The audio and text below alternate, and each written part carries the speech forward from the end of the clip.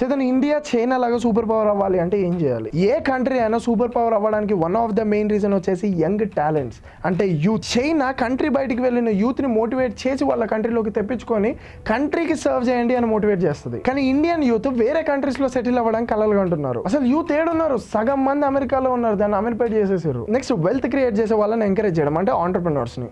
చైనాలో business start చేస్తే incentives ఇస్తుంది. ఇండియాలో లైసెన్స్ పేరుతో ఇన్స్పెక్టర్ వస్తాడు, అన్ని కరెక్ట్ గా ఉంటే ట్యాక్స్ పేరుతో సగం తినేస్తారు. అరే ఇప్పటికీ పొలిటీషియన్స్ తెలంగాణ, ఆంధ్ర, కర్ణాటక ఈ పొలిటీషియన్స్ గెలిచింది 3 సిలిండర్లు ఆర్టీసీ బస్సులు ఫ్రీ ఇస్తా అనే స్కీమ్ తోటి. ఇంకా పొలిటీషియన్స్ ని ఇన్ఫ్రాస్ట్రక్చర్ గురించి, ఎడ్యుకేషన్ గురించి, డెవలప్మెంట్ గురించి ఏం క్వశ్చన్ చేస్తాం? క్వశ్చన్ చేసినా ఎవడు పట్టించుకుంటున్నాడు? పోనీ ఇచ్చిన 3 గ్యాస్ సిలిండర్ ప్రామిస్లు కూడా పొలిటీషియన్స్ అకౌంటబుల్ గా ఉండాలి. నెక్స్ట్ వచ్చేసి మీడియా. చైనీస్ మీడియా మొత్తం వాళ్ళు చేసే ఇన్నోవేషన్స్, వాళ్ళు చేసే అడ్వాన్స్మెంట్ల గురించి ప్రొజెక్ట్ చేస్తుంది. మన మీడియా అలేకియా చిట్టి, లేకపోతే అఘోరి నాగసాధు లేదా సెలబ్రిటీ న్యూస్లతో నిండిపోద్ది. మెయిన్ మన మైండ్ సెట్లు మారాలి. ఇంకా ఇండియాలో ఎవడైనా ఎదుగుతున్నాడు అంటే కిందికి లాగే మైండ్ సెట్లే ఉన్నాయి. ఈ రీల్ కింద కూడా అరే ఇండియాలో ఏమంటున్నారా అని చెప్పేసి కిందికి లాగడానికి ప్రయత్నిస్తారు, కానీ ఇదే రియాలిటీ. ఇప్పటి నుంచి మనం ప్రయత్నిస్తే ఇంకో 10 years లో సూపర్ పవర్ అవ్వడానికి ఛాన్స్ ఉంది.